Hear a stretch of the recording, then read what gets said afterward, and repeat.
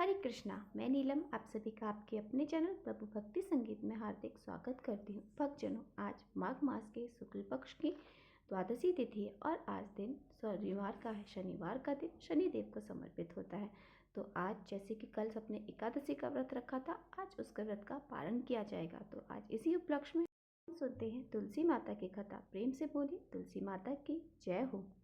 एक गांव में एक बुढ़िया माई अपने बेटे, पोते और पोती बहू के साथ रहती थी। बुढ़िया माई का नाम सुखवंती था। बुढ़िया माई के परिवार में सब कुछ हंसी खुशी बीत रहा था, क्योंकि बुढ़िया माई बड़े ही नियम कर्म वाली थी। हमेशा एकादशी का व्रत रखती, तुलसी जी का नित्य पूजन करती, सुबह उठती, तालाब पर जाती, स्नान करती, तुलसी जी की पूजा करती, तुलसी जी को सींचती, तुलसी जी के नीचे दीपक जलाती, तुलसी जी की आरती करती। ऐसे ही बुढ़िया माई के दिन बीत रहे थे।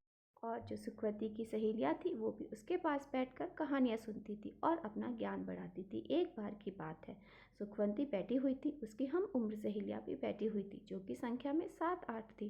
सारे शाम के समय आपस में बतिया रहे थे। तब उनमें से एक कहने लगी बुढ़िया माई से कि हम सब सोच रहे हैं और आपस में विचार कर रहे हैं, द्वारकाधीश जाने का बड़ा मन हो रहा है। तो उनमें जितनी भी औरतें बैठी थी, जो सुखवंती से कह दिया कि चलो अब की बार हम द्वारकाधीश चलते हैं। जब हम सुखवंती से पूछने लगे कि बुढ़िया काकी तुम भी बताओ, क्या तुम चलोगी द्वारकाधीश को, जो तीर्थ यात्रा के लिए, क्योंकि उन सखियों में कुछ कम उम्र की भी थी जो बुढ़िया को काकी कहकर बुलाती थी। बुढ़िया माई का बड़ा मन था द्वारकाधीश की यात्रा के लिए। बुढ़िया माई कहने लगी अपनी सखियों से कि भाई पहले अपने बेटे से पूछूंगी और तब मैं आप लोगों को बताऊंगी। बुढ़िया माई घर आ गई। बुढ़िया माई का जो बेटा था अपनी नौकरी करता था। जब शाम को घर आया तो बुढ़िया माई के जो पोते पोतियाँ बुढ़िया माई के लिए खाना लेकर आए, तो बुढ़िया माई ने खाना खाने से इनकार कर दिया, कहा आज मेरा मन नहीं है। उधर जब बुढ़िया माई का बेटा खाना खाने लगा तो उसने अपनी पत्नी से पूछा मेरी माँ ने खाना खा लिया। तब उसकी पत्नी कहने लगी देखो जी, आज आपकी माँ ने खाना वापस भिजवा दिया। कहने लगी मेरा खाने का मन नहीं है। यह सुनते ही बुढ़िया माई का बेटा, जिसका नाम मुरली था, अपनी माँ के पास गया और जाकर कहने लगा माँ क्या बात है, आज तुमने खाना क्यों नहीं खाया। तब बुढ़िया माई कहने लगी बेटा आज मेरा मन नहीं है। तब बेटा बोला क्या माँ आपका तबीयत तो खराब नहीं है, अगर कोई परेशानी है तो मुझे बताओ, मैं अभी वैद्य जी को बुला कर लाता हूँ। तब बुढ़िया माई कहने लगी नहीं बेटा मुझे कोई परेशानी नहीं है, बस मेरा मन तो द्वारकाधीश की यात्रा करने का कर रहा है। तब बेटा बोला माँ खुलकर बताओ बात क्या है। तब बुढ़िया माई ने शाम को जो बात हुई अपनी सखियों के बीच की सारी बातें अपने बेटे को बता दी।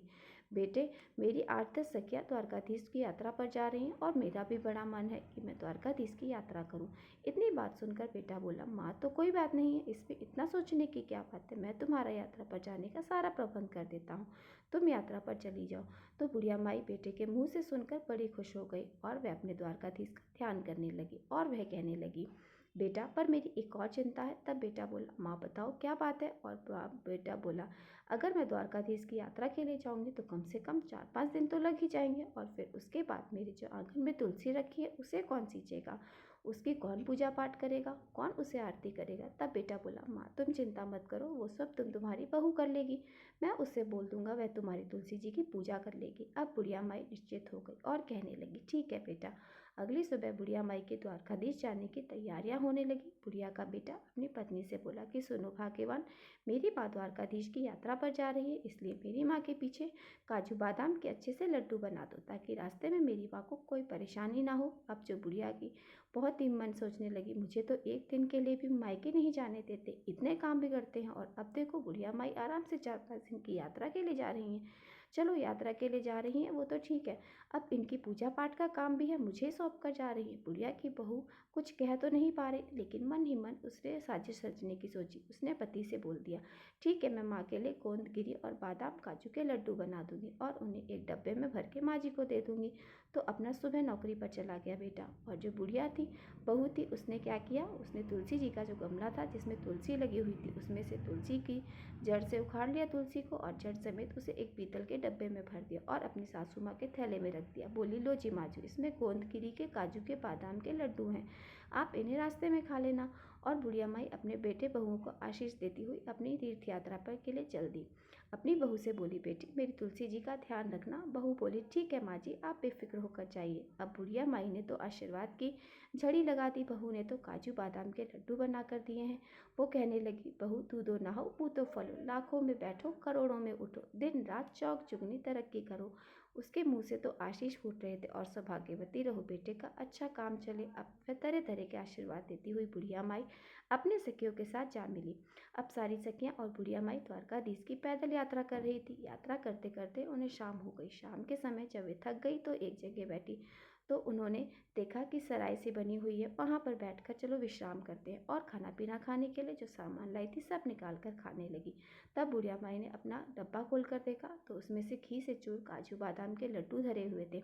बुढ़िया माई ने आधा लड्डू खुद खाया और आधा लड्डू सब सखियों में बांट दिया और भगवान का भोग भी मन ही मन लगा लिया। अब सब सखियां कहने लगी, अरे सुखवंती, तुम तो बहुत ही सुखी हो। जो तुम तो कह रही थी तुम्हारी तो बहू बहुत अच्छी है, देखो तुम्हारी बहू तुम्हारा कितना ख्याल रखती है, तुम्हारे लिए घी के और काजू बादाम के लड्डू बना कर रखती है। एक और हमारी बहू है जिसने देखो तेल के पराठे बना के दिए हैं। तब दूसरी बहू बुढ़िया बोली, अरे मेरी बहू तो सूखी रोटियां दी है। तीसरी औरत कहने लगी, मेरी बहू ने तो मिर्चा रोटियां दी है। और फिर ऐसे ही सब कहने लगी आपस में अपनी बहुओं की। एक कहने लगी, मेरी बहू ने तो अचार से रोटी दी है। अरे सुखवंती के मन में अपने बेटे बहू के लिए 100 आशीर्वाद निकलने लगे, क्योंकि आज उसे अपने अंदर ही अंदर यह महसूस हो रहा था कि उसके बेटा बहू उसकी कितनी परवाह करते हैं। उसे अपने बेटा बहू पर बड़ा प्यार आया। वह अपने पोते बेटी और पोते बहुओं और सबको मन ही मन आशीष की झड़ियाँ लगाने लगी और भगवान द्वारकाधीश के जो गुण गा रही थी और तुलसी माता को याद कर रही थी। चलते चलते अब वह सारी सखियाँ द्वारकाधीश पहुँच गई। द्वारकाधीश जब पहुँच गई तो वहाँ जा पहुँच कर शाम हो गया था। शाम का समय था तो वहाँ पर लंबी भीड़ लगी हुई थी, लंबी लाइन लगी हुई थी। और द्वारकाधीश के दर्शन के लिए तो बुढ़िया माई मन ही मन सोचने लगी, आंखें बंद करके, हे प्रभु जी, इतनी लंबी भीड़ है, अगर मुझे आपके दर्शन नहीं हुए और पट बंद हो गए तो मेरा आना यहाँ बेकार हो जाएगा। तभी बुढ़िया माई द्वारकाधीश से मनचाही अपनी प्रार्थना कर रही थी, प्रभु एक बार जीवन में मुझे दर्शन दे दो। बड़ी दूर से आपके दर्शन के लिए पैदल चल कर आई हूँ। हे प्रभु, आपके दर्शनों की प्यासी हूँ। अब बुढ़िया माई की आँख खुली तो उसने एकदम से चमत्कार हो गया। वह तो लाइन में सबसे आगे खड़ी थी और द्वारकाधीश सामने बुढ़िया माई की तो हैरानी का ठिकाना ही ना रहा। कहाँ तो वे सबसे पीछे थी और कहाँ लाइन में सबसे आगे आ गई। पंडित जी सबका प्रसाद चढ़ा रहे थे। अब बुढ़िया माई ने अपना डब्बा खोलकर देखा तो उसमें एक लड्डू और एक तुलसी जी की पत्ती रखी हुई थी। अब बुढ़िया माई ने वही लड्डू और तुलसी जी की पत्ती द्वारकाधीश को चढ़ाने के लिए यानी भोग के लिए पुजारी जी को थमा दी। फिर मन चाहे मन ही मन सोचने लगी बुढ़िया माई, हे प्रभु, यहाँ तो एक से एक सेठ आए हुए, महंगी से महंगी मिठाई लाए हुए, लेकिन मेरी मिठाई का कहाँ नंबर आएगा जो कि द्वारकाधीश मेरी मिठाई का भोग लगा पाए। अब वह मन ही मन भगवान को याद कर रही थी, हे प्रभु, मेरे भी जो लड्डू का भोग लगा और मुझे निहाल कर। अब बुढ़िया माई ने आंखें खोली तो उसकी आंखें आश्चर्य से फैल गई, क्योंकि द्वारकाधीश के हाथ में जो लड्डू था वही लड्डू था जो बुढ़िया माई ने भोग लगाने के लिए पंडित जी को दिया था, और वही तुलसी की पत्ती थी जो ठाकुर जी के हाथ में अब जो बुढ़िया माई ने दी थी। बुढ़िया माई बहुत प्रसन्न हो गई और गदगद हो गई कि प्रभु ने मेरा भोग स्वीकार कर लिया। तभी जो द्वारकाधीश के पुजारी थे वह सबको प्रसाद दे रहे थे तो उसने बुढ़िया माई को प्रसाद दिया। बुढ़िया माई ने वह प्रसाद अपने पल्लू में रख लिया और हाथ जोड़ के प्रसाद को लेकर सोचने लगी, मैं घर लेकर जाऊंगी, अपने बेटे बहू पोते पोतियों के साथ मिलकर इसका भोग लगाऊंगी और हम सब ग्रहण करेंगे, क्योंकि द्वारकाधीश का आशीर्वाद है। यह सोचकर उसने उस पीतल के डब्बे में जो भोग था वह पुजारी जी ने जो प्रसाद में दिया था उस पुजारी ने उसे लेकर रख लिया और बाहर आ गई। बाहर आई काफ़ी देर वह अपनी सखियों का इंतजार करने लगी। जब काफ़ी देर बाद सखियाँ आई तो कहने लगी, अरे बड़ी घबराहट हो रही थी, बड़ी भीड़ थी, हमें तो सही से दर्शन भी नहीं हुए। द्वारकाधीश के इतने चक्कर लगा कर आए हैं, इतना धक्का मुक्की थी, लेकिन हमें ना दर्शन हुए। हमें कोई कहता, अरे मुझे तो थोड़ा सा हुए, बहुत भीड़ थी, बहुत परेशानी हो रही थी। बुढ़िया माई मन ही मन मुस्कुरा रही थी और कहने लगी, मुझे तो द्वारकाधीश के बहुत अच्छे दर्शन हुए, मेरा तो भगवान ने प्रसाद भी ग्रहण किया। इस तरीके से सारी सखियाँ द्वारकाधीश की यात्रा करके अपने अपने घर वापस चल दी। घर पहुँचने पर बुढ़िया माई ने बेटे को आवाज़ लगाई। बेटे से अंदर से आया और माँ के पैर छुए। बेटे को माँ ने बहुत आशीर्वाद की झड़ी लगा दी। जुग जुग जियो मेरे लाल, मेरी यात्रा बड़ी सफल रही। फिर कहने लगी, और बेटा बहू दिखाई नहीं दे रही है, क्योंकि बेटा हाथ में पानी का गिलास लेकर खड़ा था कि माँ लो पानी पियो और आराम से बैठ जाओ। पानी का गिलास जब बेटा लेकर खड़ा था तो बुढ़िया माई पूछने लगी, बेटा बहू कहाँ गई? तब बेटा बोला, माँ मैंने उसे घर से निकाल दिया। माँ कहने लगी, बेटा यह तूने अनर्थ क्यों किया? मेरे जाने के बाद मैं जो 4-5 दिन की यात्रा पर गई थी और तूने पीछे से बहू को निकाल दिया, ऐसा क्यों किया जो तूने मेरी बहू को निकाल दिया? मेरी बहू तो बहुत गुण बनती है। तब वह कहने लगा, माँ, जो तेरी बहू है उसने तेरे साथ बहुत छल किया। मैंने उसे गोंद और बादाम काजू के लड्डू बनाने के लिए बोला था, मेरी यात्रा पर जाने के लिए, और उसने आंगन में लगी तुलसी को उखाड़कर उसकी जड़ समेत तुम्हें पीतल के डब्बे में भरकर तुम्हें दे दिया। अब बुढ़िया माई कहने लगी, अरे बेटा, मैंने तो डब्बा खोल कर देखा था, उसमें तो लड्डू ही थे और मैंने खाए भी थे, अपनी सखियों को भी खिलाए। तब वह कहने लगा, नहीं माई, यह जो थी यह वह सब साजिश रची थी उसने। जब मैं तुलसी की पूजा के लिए उससे बोला तो आंगन में तुलसी ही नहीं थी। तब मैंने उससे पूछा तो उसने सारी बात बताई, और उसने जलन में यह सब किया क्योंकि माँ तुम यात्रा के लिए जा रही थी और मैं उसे मायके नहीं जाने देता, इसलिए उसने तुलसी जी को उखाड़ कर डब्बे में भर दिया।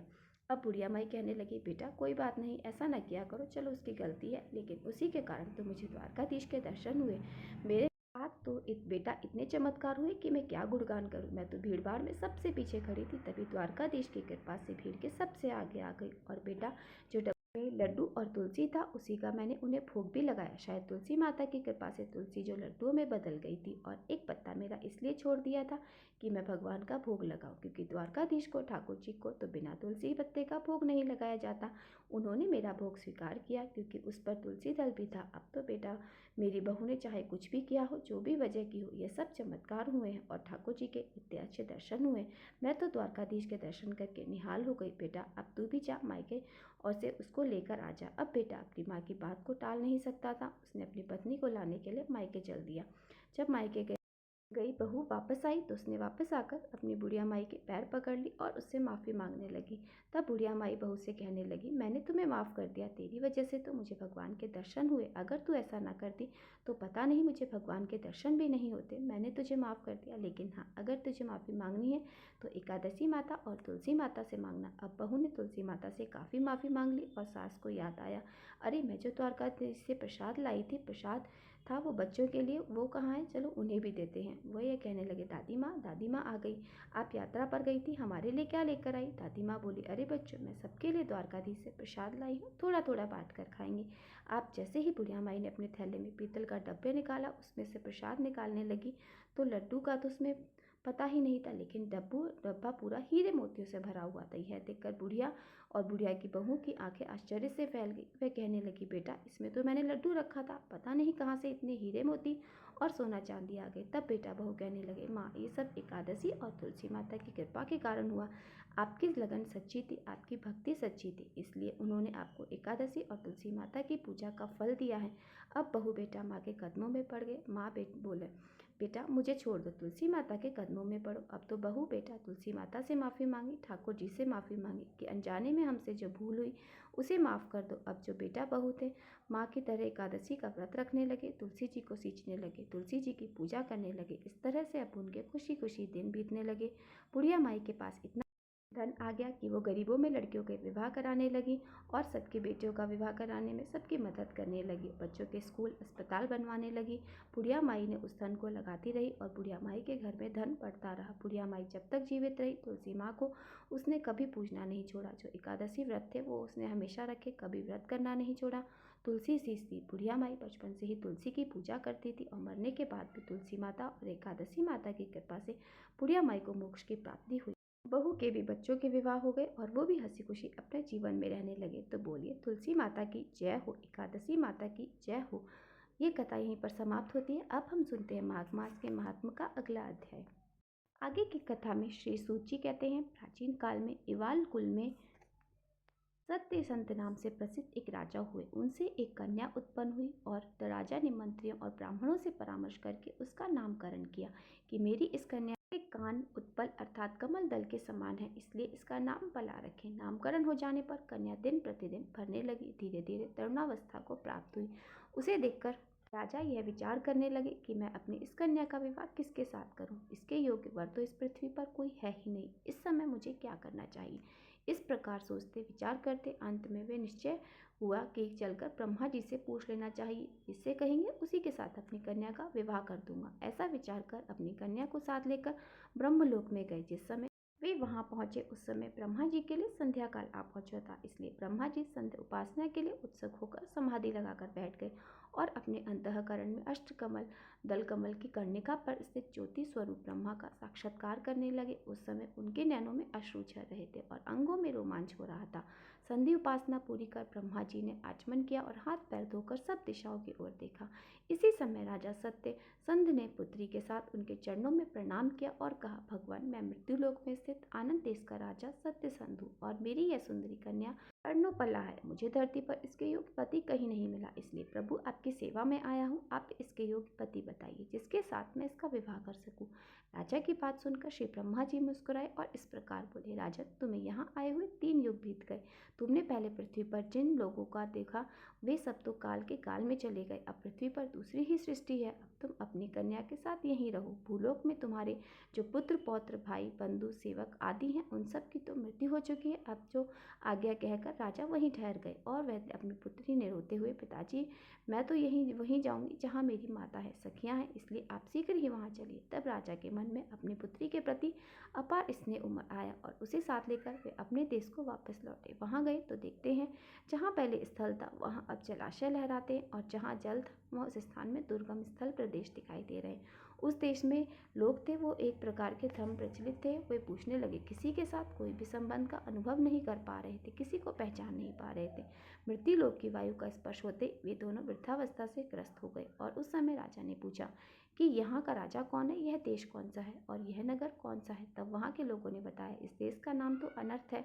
धर्मा के वृहद वल्क इस देश के राजा हैं। यह प्राप्तिपूर्ण नगर है और साबरमती अर्थात साबरमती नदी यहाँ पर बह रही है। इसी का नाम से प्रसिद्ध तीर्थ है जहाँ शांत जितेंद्रिय श्रेष्ठ गुणों में तत्पर तपस्या में लीन महान सौभाग्यशाली तथा स्नान और जप में लगे हुए यह मुनिगण निवास करते हैं। यह सुनकर राजा सत्यसंध अपनी कन्या के साथ दुख शोक से आतुर होकर फूट फूट कर रोने लगे। उन दोनों वृद्धों को रोते देखकर दयावंत के सभी लोग एकत्र हो गए और पूछने लगे, बूढ़े बाबा, तुम इस श्रद्धा के साथ दुख से पीड़ित होकर क्यों रो रहे हो? क्या तुम्हारी कोई प्रिय वस्तु नष्ट हो गई है?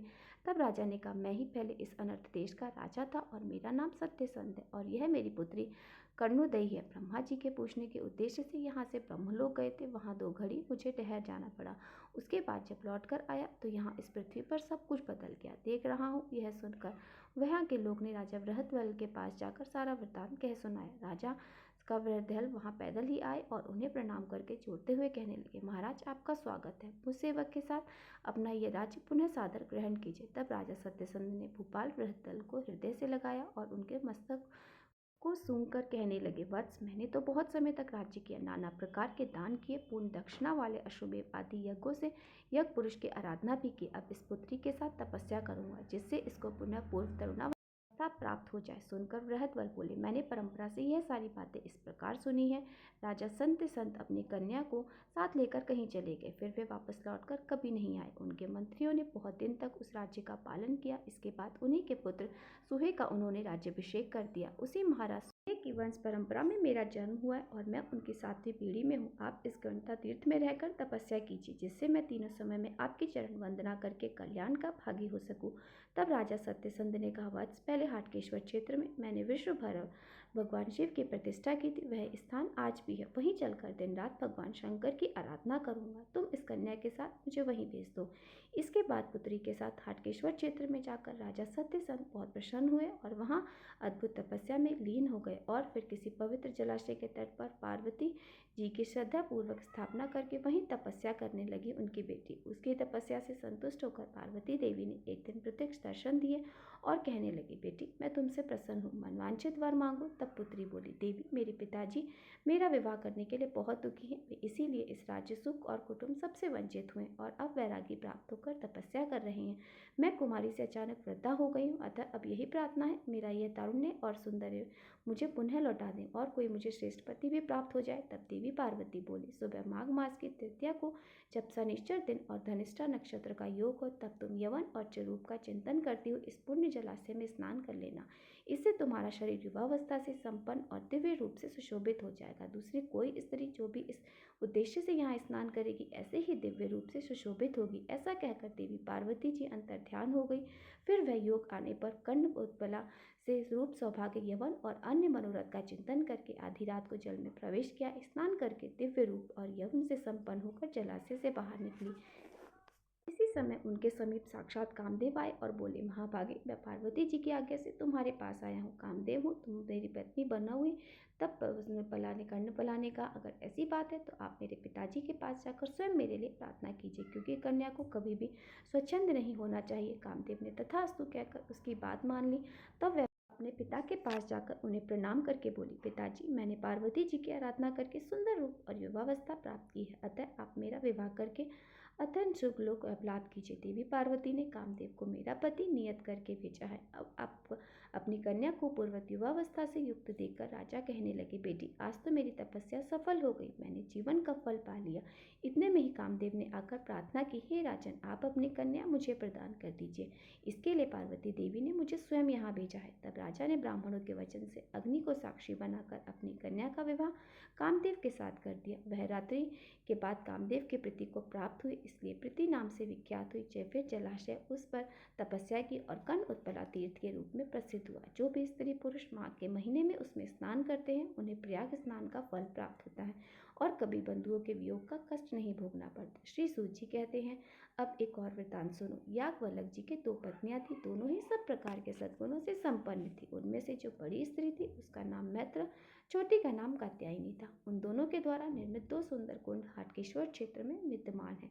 वहां स्नान करने वाले मनुष्य महान अभ्युदयकारी उत्तम लोगों को जाते हैं। कात्यायनी और पतिव्रता शांडली के 2 उत्तम तीर्थ हैं, और जहां परम वैराग्य को प्राप्त होकर कात्यायनी और शांडली देवी ने बोध कराया था। जो नारी मार्ग श्री की शुक्ल पक्ष की तृतीया को वह एकाग्रचित होकर स्नान करती है, अखंड सौभाग्यवती होती है। जो स्त्री दुर्भाग्य युक्त कानी बूढ़ी नाटी है, वह भी उस तीर्थ में स्नान करने के प्रभाव से अपना अभिष्ट मनोरथ प्राप्त करती है। एक दिन कात्यायनी फल लेने के लिए अपने आश्रम से बाहर निकली। उस समय उसने शांडली को देखा। वह पति के साथ हाथ जोड़कर विनीत भाव से झुकी हुई खड़ी थी, और उसके पति भी अनुराग युक्त हृदय और प्रसन्नतापूर्ण दृष्टि से उसी का मुख निहारते हुए गुण दोष का विवेचन कर रहे थे।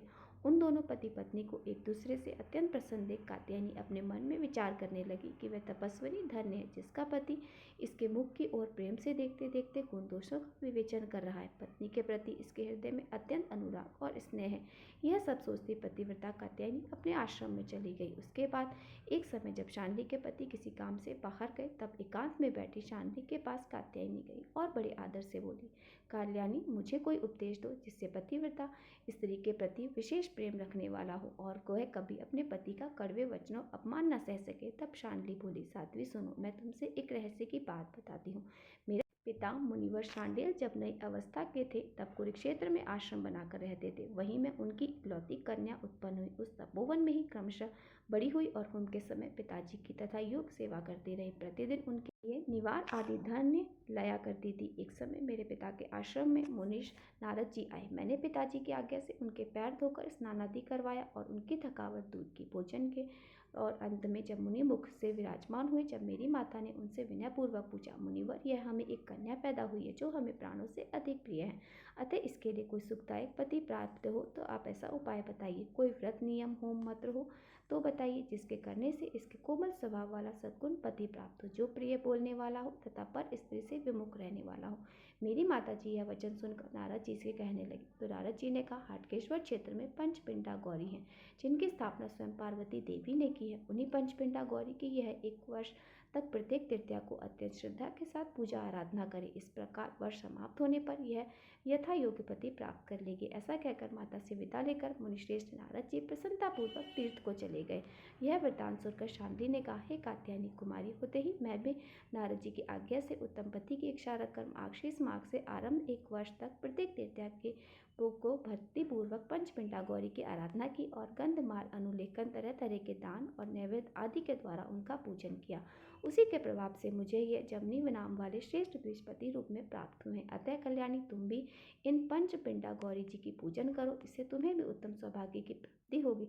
शांडली का कथन सुनकर कात्यायनी ने उसे प्रणाम किया और प्रसन्नतापूर्वक अपने घर लौट आई। मार्गशीर्ष मास आने पर तृतीया तिथि को शुभ दिन में कात्यायनी ने गौरी का पूजन किया और 1 वर्ष तक इस नियम का पालन पालन करती रही।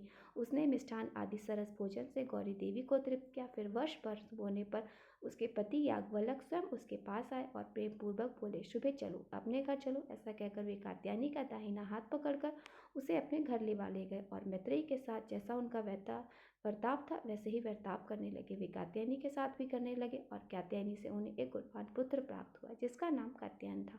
वह यज्ञ विद्या में परम निपुण था। कात्यायन के पुत्र वर रुचि हुए जो समस्त गुणों के समुद्र सर्वज्ञ और वेदों के पारंगत विद्वान हुए। उन्होंने हाटकेश्वर क्षेत्र में विद्यार्थियों के लाभ के लिए श्री गणेश जी की स्थापना की। चतुर्थी और शुक्रवार के योग में उन गणेश जी की विशेष रूप से आराधना करके द्विज वेद वेदांग का पारंगत विद्वान हुए थे। हरे कृष्णा। आज का अध्याय बस इतना ही। इसके आगे का वृतांत आप सब अगले अध्याय में अवश्य सुनिएगा।